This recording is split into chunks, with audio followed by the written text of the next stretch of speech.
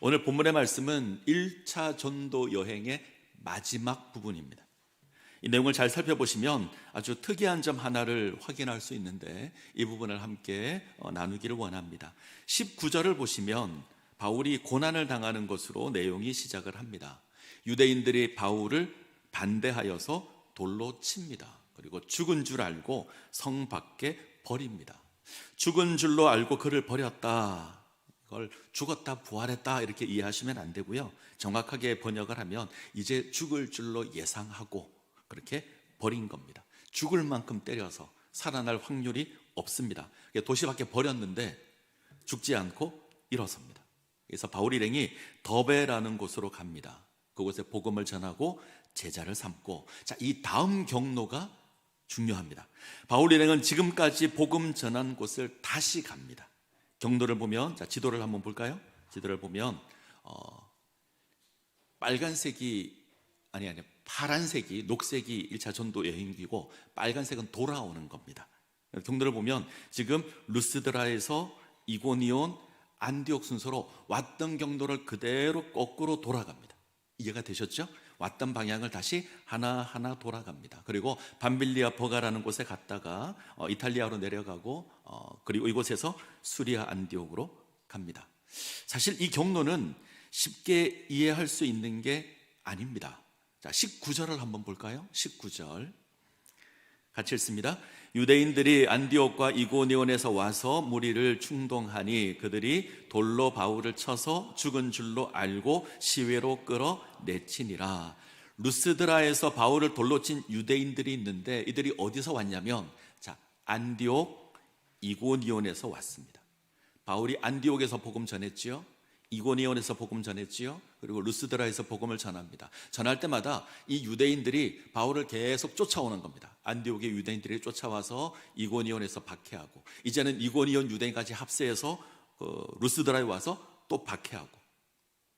바울이 안디옥에서 복음을 전했습니다. 이때 안디옥은 비시디아 안디옥입니다. 핍박을 당합니다. 그래서 이고니온으로 가죠. 이고니온에서 복음을 전했더니 안디옥의 유대인들이 쫓아옵니다. 그래서 다시 이고니온의 유대인들과 합세해서 바울을 박해하는데 돌로 치려고 했습니다. 도망하죠. 루스드라로 도망을 합니다. 이 유대인들이, 안디옥과 이고니온에서 온 유대인들이 루스드라까지 쫓아왔습니다. 그리고 사람을 충동질하고 실제로 돌로 쳤습니다. 그래서 죽은 줄로 알고 거진 죽게 되어서 버렸습니다. 그런데 일어나서 더베라는 곳에 가서 복음을 전합니다. 이쯤 되면 더베가 만약에 최종 목적지였다면 이제는 다시 본래 교회로 돌아가야죠. 아니면 다음 사역지로 가야 할 겁니다. 근데 바울은 복음을 전하여 온 경로를 그대로 되돌아갑니다. 무슨 말이죠? 자기를 죽이려고 했던 유대인들이 기다리고 있는 다시 루스드라로 가고 이고니온으로 가고 안디옥으로 가고, 다시 돌아간다면 더 큰 위험이 있을 겁니다. 어쩌면 정말 죽게 될지도 모릅니다. 우리가 이런 상황이라면 아마 피했을 겁니다. 도망할 겁니다. 나에게 이익되지 않고 고난이 있다면 우리는 그 자리를 피할 겁니다. 어쩌면 포기할 수도 있습니다. 때때로 우리는 하나님의 부름을 받았다라고 이야기하지만 내가 피곤하고 지치고 낙심하고 고난이 임하면 우리는 포기하기도 합니다. 목사님, 이제는 힘이 들어서 더 못하겠습니다. 우리가 이제는 포기해야 될 것 같습니다. 근데 바울은 아닙니다. 다시 돌아갑니다. 저는 이 부분이 정말 신기하고 도전이 되기도 했습니다. 어떻게 다시 돌아갈 수 있을까? 돌아가면 자기를 박해하는 유대인들이 그대로 있는데, 또 고난당할 수 있는데 어떻게 돌아갈 수 있을까? 오늘 말씀을 통해서 몇 가지 교훈들을 확인하기를 원합니다. 바울이 돌아간 첫 번째 이유는 교회를 굳게 하기 위해서 돌아갑니다. 복음을 전한 바울이 고난을 받았다면 당연히 복음을 받아들인 교회도 고난을 당할 겁니다. 당연할 겁니다. 애써 심어진 복음의 씨앗이 사라질 수 있습니다. 돌아가서 이들을 권면하고 교훈하고 격려하기 위해서 돌아갑니다. 그래서 본문의 내용을 잘 읽어보면 마음을 굳게 하여 믿음에 서 있으라 권면합니다. 예수 그리스도의 복음에서 흔들리지 마라. 너희가 예수를 믿는 일에, 하나님 나라에 들어가는 일에 반드시 박해가 있을 거다. 그러나 참고 인내함으로 신앙을 지키라고 합니다. 그리고 장로를 세웁니다. 저는 이 부분도 충격입니다. 복음 전한 지 얼마 안 됐잖아요. 이제 교회가 세워졌습니다. 어떻게 교회 장로를 세울 수 있을까? 너무 빠른 거 아닌가? 어떻게 생각하십니까?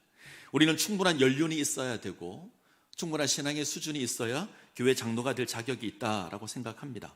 신앙생활을 오래 해야 장로의 자격이 있다고 생각합니다. 오늘 본문은 우리의 생각과 조금 다른 것 같습니다. 바울과 바나바는 교회의 장로를 세웁니다. 교회 지도자를 세웁니다. 이것이 교회를 세우고 박해로부터 신앙을 지키기 위한 비결이기 때문에 그렇습니다. 자, 에베소서 4장 11절 12절 볼까요? 에베소 4장 11절 12절 같이 읽습니다. 그가 어떤 사람은 사도로, 어떤 사람은 선지자로, 어떤 사람은 복음 전하는 자로, 어떤 사람은 목사와 교사로 삼았으니 이는 성도를 온전하게 하여 봉사의 일을 하게 하며 그리스도의 몸을 세우려 하심이라. 교회 직분을 세우는 이유는 분명합니다. 성도를 온전하게 하고 봉사의 일을 하게 하고 그리스도의 몸을 굳게 세우는 겁니다. 이 다음 부분을 보면 환난 가운데 교회를 지키기 위해서 직분을 세웁니다. 물론 직분이 남용되는 건 좋은 게 아닙니다. 또 특별히 교회이기 때문에 아무나 세울 수 있는 것도 아닙니다. 그러나 일꾼을 세우는 건 중요합니다. 일꾼을 세워야 교회를 온전하게 세워갈 수 있습니다. 바울이 이 일을 위하여 돌아갑니다. 그래서 가서 믿음을 격려하고 믿음을 붙들어주고 교회 직분자를 세웁니다. 바울에게는 목숨을 걸고 돌아가서 할 만한 가치가 있는 일입니다. 자, 두 번째, 바울이 다시 사역지로 돌아가는 두 번째 이유는 이 선교가 하나님의 사명이기 때문에 그렇습니다. 선교는 사명입니다. 선교가 어떤 인간적인 목적을 이루기 위한 사업이라면 돌아갈 이유가 없을 겁니다. 죽음이 기다릴지도 모르는 그곳을 돌아가는 건 미련하고 어리석은 겁니다. 그러나 하나님께서 이루시는 하나님의 사역입니다. 하나님의 명령입니다. 이것은 선택 상황이 아닙니다. 많은 사람이 선교를 선택이라 생각합니다. 우리가 여유가 있으면 우리가 선택할 수도 있고 하지 않을 수도 있는 거다. 우리가 여유가 있어야 할 수 있는 게 선교다. 아니요, 선교는 사명입니다. 여유가 있을 때 할 수 있는 사업이 아니라 우리가 당장 해야 하는 사업입니다. 우리가 하나님의 백성으로 부름을 입었다면 마땅히 해야 하는 것이 선교입니다. 바울이 이 선교를 사명으로 알기에 다시 돌아가는 겁니다. 바울이 밀레도에서 에베소 장로들 불러서 이러는 고백을 보면 이런 바울의 각오를 들을 수 있습니다. 사도행전 20장 23절 24절. 자, 제가 읽겠습니다. 오직 성령이 각 성에서 내게 증언하여 결박과 환난이 나를 기다린다 하시나 내가 달려갈 길과 주 예수께 받은 사명 곧 하나님의 은혜의 복음을 증언하는 일을 마치려 하면은 나의 생명조차 조금도 귀한 것으로 여기지 아니하노라. 바울은 예루살렘에 돌아가면 박해가 있다는 거 압니다. 잡혀서 갇히게 될 것이고 고난당하게 될 것 압니다. 재판을 받게 될 것 압니다. 그런데 멈추지 않습니다. 이유는 하나입니다. 주 예수께 받은 사명이기 때문에 그렇습니다. 하나님의 사명이기에 목숨을 아끼지 않습니다. 미룰 수 있는 게 아니고 선택할 수 있는 게 아닙니다. 내게 주어진 사명입니다. 그래서 돌아갑니다. 자, 세 번째, 선교는 하나님께서 우리에게 주신 은혜의 역사이기 때문에 그렇습니다. 그래서 바울이 돌아갑니다. 우리가 사도행전을 통해서 반복해서 확인하는 게 있죠. 선교는 하나님의 역사입니다. 사람의 역사가 아니라 하나님의 역사입니다. 하나님께서 사람을 세워서 진행하시지만 그 사람의 역사가 아니라 하나님의 역사, 성령의 역사입니다. 내가 하는 것이 아닙니다. 우리가 하는 게 아닙니다. 하나님께서, 성령께서 하십니다. 때문에 멈출 수 없습니다. 때문에 돌아갑니다. 자, 26절, 27절 볼까요? 26절, 27절 같이 읽겠습니다. 거기서 배 타고 안디옥에 이르니 이곳은 두 사도가 이룬 그 일을 위하여 전에 하나님의 은혜에 부탁하던 곳이라. 그들이 이르러 교회를 모아 하나님이 함께 행하신 모든 일과 이방인들에게 믿음의 문을 여신 것을 보고하고. 자, 바울과 바나바가 모교회로 돌아갑니다. 이때 안디옥은 수리아 안디옥입니다. 선교사로 파송했던 안디옥. 바울과 바나바가 다시 안디옥 교회로 돌아갔습니다. 돌아가서 이들이 행한 선교 사역을 보고합니다. 근데 뭐라고 보고하냐면 하나님의 은혜를, 성경 이거부터 다시 보죠. 수리아 안디옥 교회가 예전에 두 사도를 파송했습니다. 성령에 기도할 때에 성령의 지시를 받아서 두 사람을 안수하여서 이들에게 복음을 전하도록 파송을 했습니다. 이때 교회가 하나님의 은혜를 부탁했다, 이런 표현을 씁니다. 하나님의 은혜를 부탁했습니다. 선교는 하나님의 은혜를 감당하는 겁니다. 유진 피터슨이 메시지 성경에서 이 부분을 이렇게 번역을 했습니다. 하나님의 은혜로 시작하여 하나님의 은혜로 무사히 돌아왔다. 하나님의 은혜를 부탁해서 선교 사역을 감당하도록 했는데 사역을 마치고 돌아왔습니다. 유진 피터슨은 하나님의 은혜로 시작했고 하나님의 은혜로 무사히 마쳤다. 선교는 하나님의 은혜로 시작하여 은혜로 마치는 겁니다. 사역을 감당하고 돌아온 두 선교사가 이제 보고를 합니다. 근데 보고 내용을 잘 보시면 하나님께서 행하신 것, 이방인들에게 믿음의 문이 열린 것 보고합니다. 우리가 1차 전도 여행지를 하나하나 살폈습니다. 갈 때마다 방해가 있었고 갈 때마다 박해가 있었습니다. 구부로에서 복음을 전할 때 바이오세로 하는 마술사가 복음을 방해했습니다.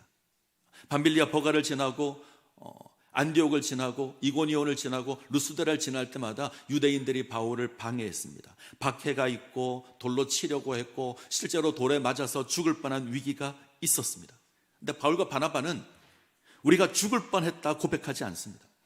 우리가 복음을 전하면서 우리가 죽을 뻔했다 이 사역 이야기하지 않습니다. 하나님께서 행하셨다. 하나님께서 역사하셨다. 하나님께서 이방의 문을 여셨다.